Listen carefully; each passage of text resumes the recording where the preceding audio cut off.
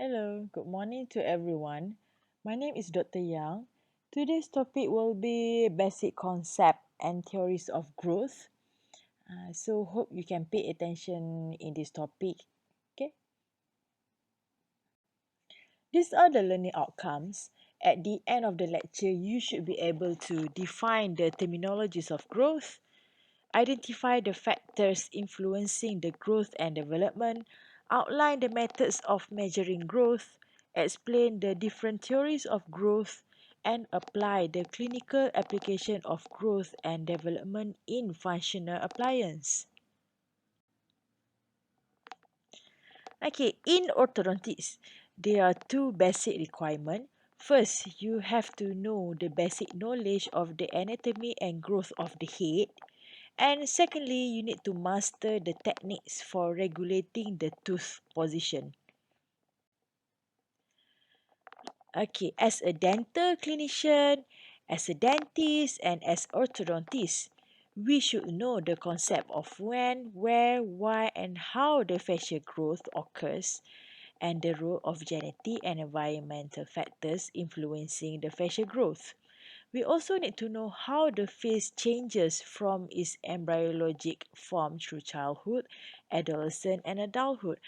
I think during your first year and second year, you already have topics for embryology of the head and neck. So might be some of the information here is a revision, and some of it is a new information for you to digest.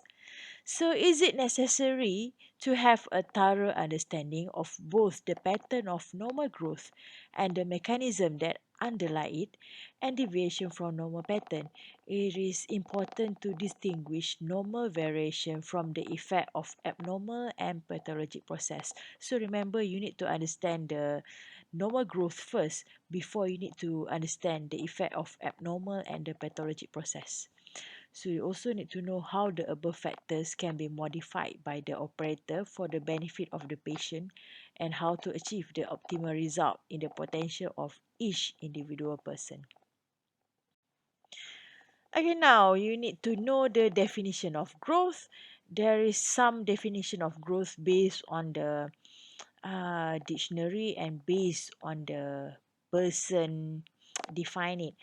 So, firstly, from the British Medical Dictionary, growth is a progressive development of a living being or part of an organism from its earliest stage to maturity, including the resultant increase in size. Growth is also a self multiplication of living substance. And by more years, growth is a quantitative aspect of biological development per unit of time. And Melvin Morse defined growth as change in any morphological pattern that is measurable. So now what is development? By thought, development is a progress towards maturity. And from Moyes, development is all the changes that are natural and unidirectional in life of an individual from its existence as a single cell to its elaboration as a multifunctional unit determining in depth. So what is the difference between development and growth? Growth is more to anatomical and development is more to physiological and behavioral. So now what is differentiation? Differentiation is a change from a generalized cell or tissue to one that is more specialized. Thus, differentiation is a change in quality or kind. Now we will look into factors affecting the physical growth. First one is hereditary. Hereditary may affect the size of parts, rate of growth, and the onset of growth. The gene plays a major role in the overall growth of a person. For example, this patient has a class 3 malocclusion, and then we will look at his or her parents. Because of the genetic, the parents may also have a class 3 malocclusion. So when we look at this photo, it shows a photo of a Spanish dynasty, which have a class 3 occlusion. They have a prognatic jaw where we call it Hamburg's jaw because their dynasty is called Habsburg dynasty, and then they call it Habsburg jaw for the class 3 occlusion in their family.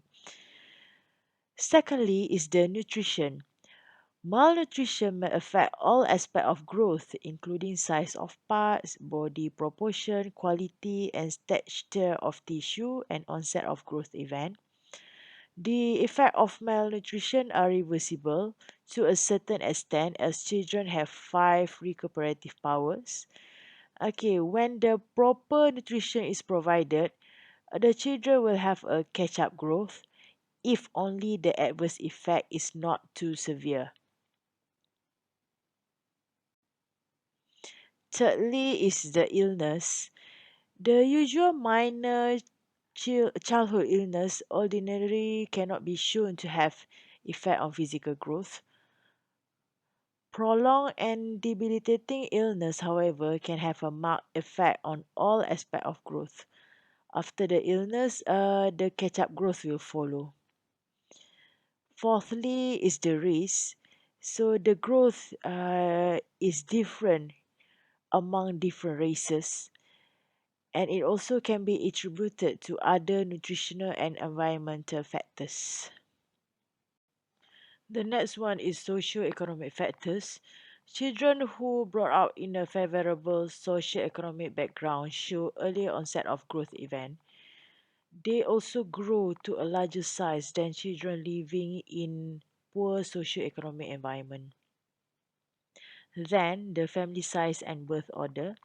The smaller the family size, the better will be the nutrition and other favorable condition. Firstborn babies tend to weigh less at birth and have smaller stature but higher IQ. So, any one of you is the firstborn. So, in this study, they said you have higher IQ. Wow. Then, secular trends. Changes in size and maturation in a large population can be shown to occur with time. It could possibly be due to changes in socio-economic condition and food habit. For example, a 15-year-old boy is approximately 5 inches taller than the same age group 50 years back. Puberty age for the current generation is much earlier compared to the previous generation. So the next one is climate and seasonal effect. Seasonal variation have been shown to affect adipose tissue content and the weight of the newborn babies. Climatic changes seem to have little direct effect on rate of growth. Psychological disturbance. Children experiencing stressful condition display a slightly reduced growth hormone. Psychological disturbance of prolonged duration can retard growth. And the last one, the factors affecting the physical growth is exercise. Exercise are essential for a healthy body. However, regular exercise have not been associated with more favorable growth. However, certain aspects of growth such as development of some motor skill and increase in muscle mass is found to be influenced by exercise. Now we will move to concepts of growth. Firstly, the concept of normality. What is normal? Normal refers to something that is typical, usually expected, and is ordinarily seen. The concept of normality must not be equated with that of the ideal. While ideal denotes the central tendency for the group, normal refers to a range. So don't confuse normal with ideal. Normal is something typical, but ideal is something that better than normal. The next one is growth pattern. Pattern refers to a set of proportional relationship at a given point of time and also refers to the change in this proportional relationship over time. These pictures is cephalochordal gradient of growth by Robbins W.J. in 1928. It shows the changes in body proportion from 2 months of fetus and 4 months fetus up to maturity during adulthood. Note that the large size of head in relation to the rest of the body at birth.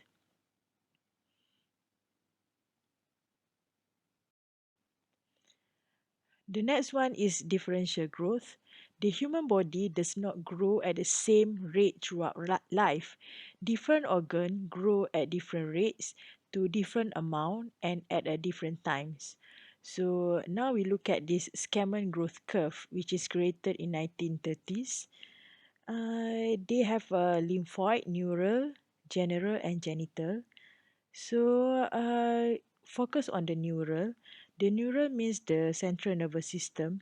We can see that the central nervous system is well developed at birth and grows rapidly during the early years of life, being essentially complete approximately around 10 years of age, while the reproductive organs, which is the genital, do not begin to increase in size until puberty, so around 12 years old in female and around 14 years old in males. Now, the rhythm of growth. Human growth is not a steady and uniform process wherein all parts of the body enlarge at the same rate and the increment of 1 year equal to that of the preceding or succeeding years. There seems to be a rhythm during the growth process. The first wave of growth is seen in both sexes from birth to 5 or 6 years. It is most intense and rapid during the first 2 years, and then it follows a slower increase terminating in boys 10 to 12 years old and girls no later than 10 years. Both sexes have another period of accelerating growth corresponding to adolescence. This is for girls is 14 to 16 years old and for boys from 16 to 18 years old. The next one is growth spurt. There are certain periods where there is sudden acceleration of growth occurs. These periods are called growth spurt. Physiological alteration in hormonal secretion cause growth spurt. So according to the study, there are a few phases where there is a sudden alteration. First one is just before birth. Second one is 1 year after birth. The third one is mid-dentition growth spurt. For male is around 8 to 11 years old and for female is 7 to 9 years old. And the most important one for the growth spurt is the pre-pubertal growth spurt. This one you need to memorize, you need to know really well. For male is 14 to 16 years old and for female is 11 to 13 years old. So what is the clinical significance of the pre-pubertal growth spurt? Treatment modalities such as growth modification are best performed during growth spurt. So what is the treatment modalities for growth modification? Is a functional appliance in cases such as in class 2 division 1 myocclusion where that patient need twin block for growth modification. So the perfect timing is around pre-pubertal growth spurt. However, some studies have shown that treatment carried out during growth spurt are more stable. For example, the relapse is lesser. This graph shows the rate of growth versus the age in girls and boys. So the girls is a red line and the boys is a green line. So the first one is the growth spurt at birth, which is orange in color. And then the second one, the blue color, is a mid-dentition spurt. And the yellow one is the pre-pubertal growth spurt, which is the important one.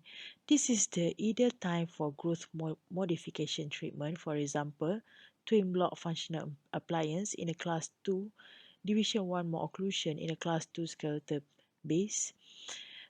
Please pay attention for the peak height velocity as well. This is the peak during the prepubertal growth spurt, and then uh, during the deceleration phase, and then it will around 16 years old for girls. The pink color is a post-pubertal growth. At this time is not a suitable time for you to start the twin block functional appliance. The best time to start a twin block functional appliance is during the accelerating phase, around the age of 11 or 12 in girls, and at the age of 13 to 14 in boys. And then once the growth completed, which is in red in color, then only orthodontic surgeries can be planned. Now we will move into method of measuring growth. There are several methods of measuring growth, such as observation approach, measurement approach, and experimental approach. So now we will start with observational approach. We have three types of observational approach. The first one is longitudinal studies. The observation and measurement pertaining to growth are made on one person or a group of individuals at regular intervals over a prolonged period of time. So for longitudinal studies, usually what we do is we will measure the shoe size, and then the height of the patient for every 6 months or during annually. And then the next one is a cross-sectional studies. The observation and measurement made of different samples and studies at different period. So we will have a different group as a sample, and then we will measure the growth at a different point of time. So it's not annually, it's not a 6 monthly. So there will be a certain period of time. And then the third one is a semi-longitudinal studies. This is a combination between the longitudinal and cross-sectional method. The second method is measurement approach. There are three types of measurement approach, which is craniometry, anthropometry, and cephalometric radiology. So what is craniometry? Cranio means skull and metry means measurement. So it's a measurement of the skull. Anthropometry. Anthropo means human body and metry means measurement. So this is a measurement of the human body. And cephalometric radiology is, for example, the lateral self tracing is either manually or computerized. And then thirdly is a experimental approach is either viral staining, radioisotope, and implant. So I will explain one by one in the next slide. So what is viral staining? In 1936, Belcher accidentally noted that bones of animals who had eaten meadow plants were stained red. So there is a dye in a meadow plant which is called alizarin, and it is used for bone research. So how does it use? So it used to determine the site of growth, the direction, the duration, and the amount of growth. So beside alizarin, there are a few dyes that can be used to measure the growth, which is the acid alizarin blue, trypon blue, lead acetate, and tetracycline. Implant. So Bjork implant study in 1969 is the famous study in orthodontics. So if you're furthering your study in orthodontics in Master of Orthodontics, Bjork implant study 1969 is the most famous question. Is either will come out in essay, OSCE or Viva. So what they did in this study is they put tantalum metal pins in the bones, including maxilla and mandible, and after that they will take a lateral ceph radiograph within a certain period of time to see the changes in the position of one bone relative to another, and then also to see the changes in the external contours of individual bone. They also want to see the extent of remodeling changes and rotational pattern of jaw bones. And then the next one is radioisotope. This is a nuclear medicine study. What they did is they used three radioisotope, either one, technetium 33, calcium 45, or potassium 32. They will inject the radioisotope inside the bone, and then after that, uh, they will took the image to see the growth of the bone. Several theories have been proposed in order to explain the mechanism controlling the growth. So initially it started with the genetic theory, and then followed by suture dominance theory, then cartilaginous theory, functional matrix theory, multifactorial theory, and finally servo system theory. I will explain this theory one by one in our next slide. The first one is the genetic theory. This is the first theory that had been introduced by Brodie in 1941. Brodie suggested that growth is controlled by genetic influence. So meaning that the growth is controlled within the chromosome. So anything inside our chromosome is a genetic blueprint is already pre-planned. Secondly is the sutural dominance theory. This theory is suggested by Winmanin and Sicher in 1955. So what they suggest is the craniofacial growth occur at sutures, and they also acknowledge the genetic influence. So for example, in this photo we can see that the paired parallel suture which attach the fascial bone to the cranial base and skull push the nasomaxillary complex forward to compare with mandibular growth. However, there is some point unfavorable to this theory. The transplantation of sutures to another site shows that there was no innate growth potential, and secondly, the growth take place in untreated cases of cleft palate, even in the absence of sutures. And then in 1953, James Scott suggests another theory, which is cartilaginous theory. In this theory, Scott suggests that cartilage is the primary growth centers, and the role of periosteum and sutures are only secondary. The cartilage will later replaced by bone. However, experimental removal of nasal septum cartilage gives rise to retarded midface development, and therefore, in Gilhouse and Moore in Scandinavia did a study, and it shows that 80% of the children have normal growth in spite of condylar fracture. And then this gives rise to functional matrix theory, which is suggested by Melvin Morse in 1960.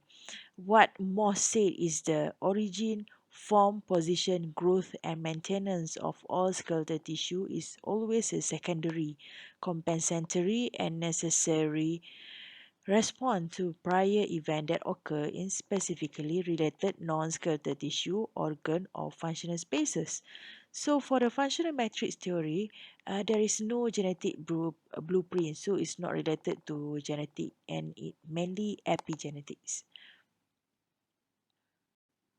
Another scientist, Van der Klaauw, suggested there are different functional cranial components in craniofunctional skeletal, each one carrying out specific function like respiration, speech, vision, chewing, digestion, swallowing, speech, and neural integration. More suggests that the head simply represents a region where a number of specific functions occur, each being carried out by a functional cranial component. The functional cranial component consists of two elements, which is the skeletal unit and the functional matrix. The skeletal units are all the bones, cartilage, and tendon that support this function, whereby the functional matrix represent all the tissue, organ, and spaces that perform a given function. There are two types of functional matrix, which is the periosteal matrices and capsular matrices. The periosteal matrix consists of the soft tissue related to the skeletal unit, such as muscle and tendon, while capsular matrices are the organ and tissue spaces associated with specific region within the skull, such as neurocranium, orbit, and oropharynx. Okay, this is what I explained in the previous slide. The functional cranial component can be divided into two units, which is skeletal unit and functional matrix. Skeletal unit are further subdivided into microskeletal unit and macroskeletal unit, whereby the functional matrix are divided into two types, which is the periosteal matrix and capsular matrix. So what is macroskeletal? Macroskeletal is when adjoining portion of a number of neighboring bones are united to function as a single cranial components. For example, the endocranial surface of calvaria and mandible. What is microskeletal? Microskeletal is a bone is made up of number of individual skeletal unit. For example, mandible is made up by alveolar, angular process, coronal process, condyle process, and basal bone. Periosteal matrix is non-skeletal functional units adjacent to skeletal units. For example, muscle, blood vessel, nerves, and teeth. Capsular matrix is the envelopes around the face. It consists of organs and the functioning spaces. For example, the neurocranial capsule, orofacial capsule, orbital capsule, and otic capsule.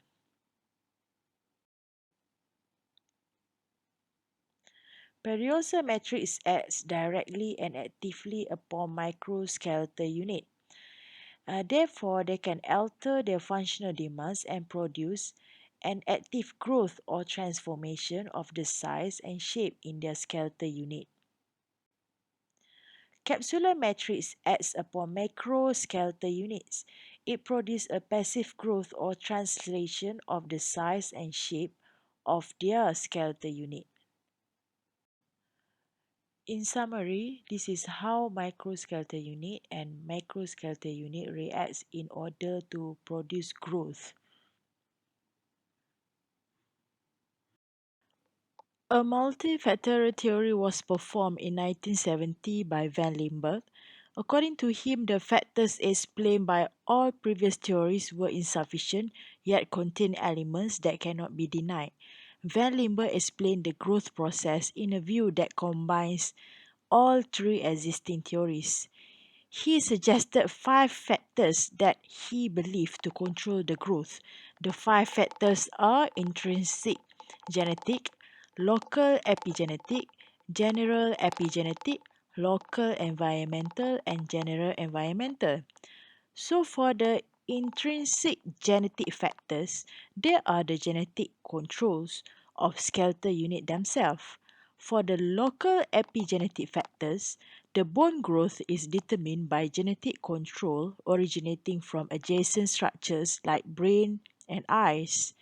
For the general epigenetic factors, there are the genetic factors determining growth from distant structures, for example, the growth hormone and the soar hormone.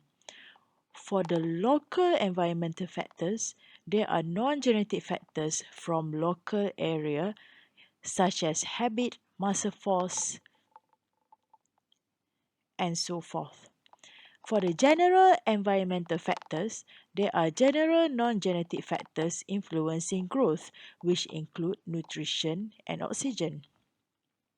The view expressed by van Limburg can be summarized as chondrocranial growth is mainly controlled by intrinsic genetic factors.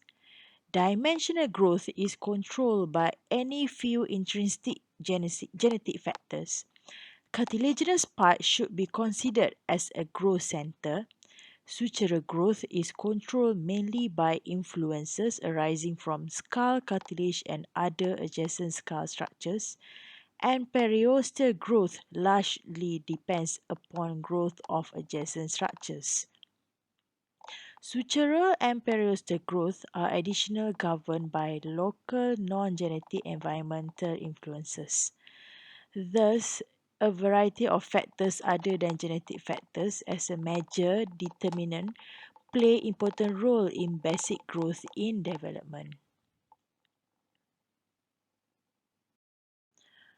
The next one is the expanding principle by Law.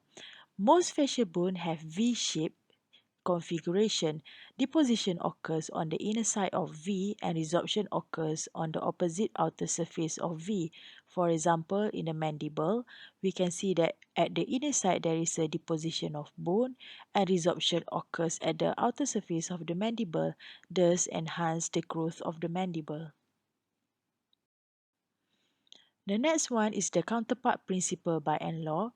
The growth of facial and cranial parts specifically relates to the other structural and geometrical counterparts in face and cranium. For the maxilla, the counterpart is the mandible, and for the nasomaxillary complex, the counterpart is anterior cranial fossa. The part and counterparts enlarge in the same rate and it will create balance in the occlusal relationship. However, if the parts and counterparts enlarge in the different rate, it will cause imbalance and later it will cause mal occlusion. The next one is the servo system theory. This theory provides a cybernetic model of craniofacial growth, which is based upon established biological principles concerning growth and function of primary and secondary cartilage, and including the sutures. So, Alexandra Petrovic proposed that two principal factors determine growth of the craniofacial region. The first one is the primary cartilage. The growth of the primary cartilage within the cranial base and the nasal septum will determine the growth of the midface and provide a constantly changing reference input, which is mediated via a dental occlusion. Secondly, the secondary cartilage. The secondary cartilage is mainly in the mandible. The mandible is able to respond to this changing occlusal reference by muscular adaptation and locally induced condylar growth. So what happened in the servo system theory, the cybernetic language is when there is one input and then there will be an output based on the input. So once there is a release of the hormone, this hormone is a command and then it will act as an input to the maxilla and the mandible. So the maxilla and the mandible will process this input and then the output will be in the occlusion. So if the growth of the maxilla and the mandible is in a balanced state and the occlusion will be good. But when the growth of the maxilla and mandible is imbalanced and the occlusion will not be good, will not be ideal. So that is what servo system theory is.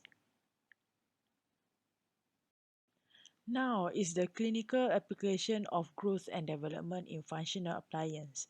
So functional appliance, this is an appliance used in a growth modification treatment in a class 2 skeletal base.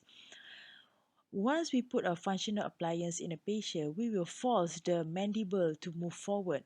And then once we force the mandible to move forward, we will influence the muscle and the muscle will get tense. And then this muscle will release a signal. So what happened is the action of some muscle, so for example, action of temporalis muscle will influence the coronal process. And then the masseter and medial pterygoid muscle will act upon mandibular angle and ramus. Lateral pterygoid has some influence on condylar process and functioning of related tongue and perioral muscle and expansion of the oral and pharyngeal cavities will provide stimuli for mandibular growth to reach its full potential. Now I will revise again on the growth spurt. So when you want to do a functional appliance as a growth modification treatment for patient in class 2 skeletal base, you need to know what is the perfect timing of the treatment. So focus on the yellow part of the graph. So the yellow part of the graph is the ideal timing for growth modification treatment. So uh, why this is becoming the ideal time for the growth modification. At this time, we call a prepubertal growth spurt. So the perfect timing is during the accelerating phase of the growth hormone. And then once the accelerating phase reach the peak heart velocity and then the growth hormone will have a decelerating phase. And then once the patient reach the decelerating phase, and then the effect of the growth modification will be reduced. So you need to know the timing. For girls is around 11 to 14, and for boys is around 13 to 15 years old. Okay, as a recap, you need to ask yourself, would you able to define the terminologies of growth? Can you identify the factors influencing the growth and development? Can you outline the method of measuring growth? Can you explain the different theories of growth?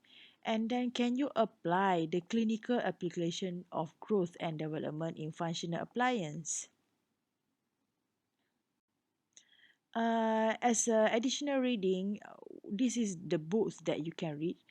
The I think I will recommend you still need to read your textbook, and then this is for additional reading.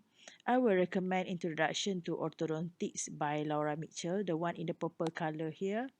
And then secondly, if you want to be more detailed, you can read a Handbook of Orthodontics by Martin Corbett. And then William Profit Contemporary Orthodontics is quite complicated for you. Maybe this one you read once you have read the textbook and the other orthodontic books. This is the last book that you will read, the Contemporary Orthodontics. And then for the Orthodontic at a Glance, this is just for revision. It's a simplified notes about orthodontics. Okay, I think that's all for my lecture. If you have any question, as usual, you can email me or you can meet me every Friday. I will be around in PIDC every Friday. All right, thank you so much and have a nice day.